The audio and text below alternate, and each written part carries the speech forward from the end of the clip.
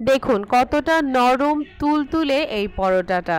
এটা কিন্তু বানানোর পর সারাদিন নরম থাকবে এই রকমই। আর ভেতরটা দেখুন কতটা লেয়ারযুক্ত। তৈরি করার জন্য প্রথমে ময়দার মধ্যে লবণ দিয়ে ২টা ডিম, ইস্ট আর পানি, এরপর এর মধ্যে পেঁয়াজ কুচি অথবা আমরা চাইলে ধনেপাতাও দিতে পারি এর মধ্যে। এরপর একটা সফট ডো তৈরি করে নিতে হবে।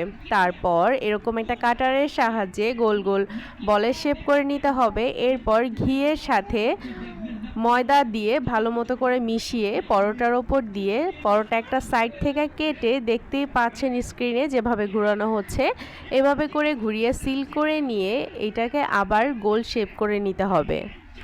এরপর একটা বেলনির সাহায্যে এটাকে সুন্দর মতো বেলে পরোটার শেপ দিয়ে নিতে হবে।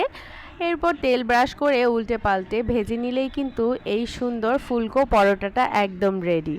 অনেক সুন্দর, তাই